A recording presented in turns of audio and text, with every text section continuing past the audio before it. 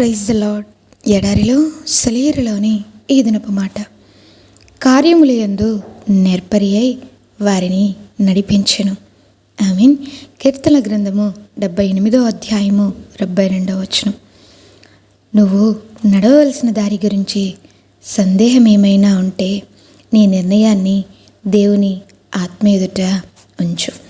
వెళ్ళవలసిన దారిని తప్ప మిగతా దారులన్నిటినీ మూసేయమని ఆయన్ను అడుగు. ఈ లోపల నువ్వున్న దారిలోనే కొనసాగుతూ దేవుని నుండి ప్రస్తుతానికి నడిపింపు ఏది లేకపోతే నువ్వు ప్రస్తుతం ఉన్న దారే ఆయన చిత్తమని రుడిపరుచుకో. ఆ దారి వెంట నువ్వు వెళ్ళేటప్పుడు దేవుడు నీ ముందుగా వెళ్తూ నిన్ను ఆకర్షించి తప్పుదారి పట్టించడానికి ఎదురు చూస్తున్న తలుపులన్నిటికీ తాళాలు వేసిస్తాడు. ఈ తలుపులన్నీ దాటి వెళ్ళాక తెరిచి ఉన్న తలుపు ఒకటి కనిపిస్తుంది. దాన్ని వెదకి దానిలో ప్రవేశించు.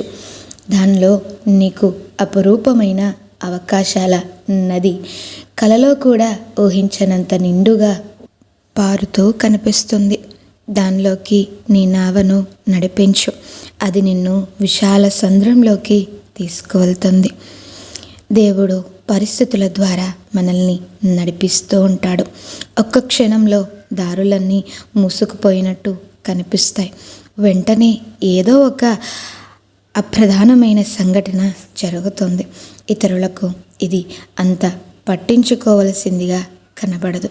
అయితే విశ్వాసపు కళ్ళతో చూసేవారికి అది గొప్ప పాఠాలను నేర్పుతుంది. కొన్నిసార్లు మన ప్రార్థనలకు జవాబుగా ఇలాంటి చిన్న చాలాసార్లు మళ్ళీ జరుగుతాయి. అవి ఏదో యాదాలాపంగా జరిగే దైనందిన సంఘటనలు కావు, కానీ మనం నడవవలసిన దారిని మనకు చూపించే పరిస్థితులను కల్పించే దూతలు మన గమ్యం కేసి నడవడం మొదలు పెట్టగానే రాత్రివేళ రైలు బండిలో వెళ్తుంటే పెద్ద పట్టణాలని సమీపిస్తుండగా కానవచ్చే విద్యుత్ దీపాల్లాగా ఈ సంఘటనలు పుష్కలంగా కనిపిస్తూ మనల్ని ప్రోత్సహిస్తాయి. నడిపింపు కోసం నువ్వు ఆయన దగ్గరికి వెళ్తే నిన్ను ఆయన నడిపిస్తాడు. కానీ నీ సగం నమ్మకాన్ని, అసంపూర్ణ విశ్వాసాన్ని ఆయన సహించడు. నీ పట్ల ఆయన చిత్తం ఏమిటో, నిన్ను నడిపించబోయే వారి ఈ దారి ఏమిటో ముందుగానే నీకు తెలియజెప్పాడు. ఆయన చూపించినంత మట్టుకు నువ్వు విశ్వాసంతో, ఉల్లాసంతో నడిచి వెళ్తే ఇంకా ముందుకు వెళ్ళవలసిన దారిని కనపరుస్తాడు. పాతగిల్లిపోయిన నా చిన్ని పడవ అలలు చెలరేగే సాగరాన మెల్లిగా సాగితే గాలి వీచి కొట్టింది. నీటిపైకి పొడుచుకొచ్చిన సూదిరాళ్ళు చీకటి మాటున కాచుకొని ఉన్నాయి. నా నావ సరంగుకి ఇవన్నీ ఇంకెన్నెన్నో ముందుగానే తెలుసు.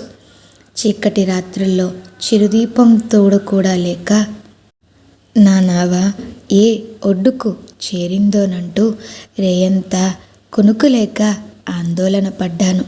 నా నావికుడికి దూర తీరాల్లోని నా గమ్యం ఏమిటో నాకంటే బాగా తెలుసు. ఈ కొద్ది మాటలు దేవుడు మీనా వినికిడిలో దీవించునుగాక. ఆమేన్.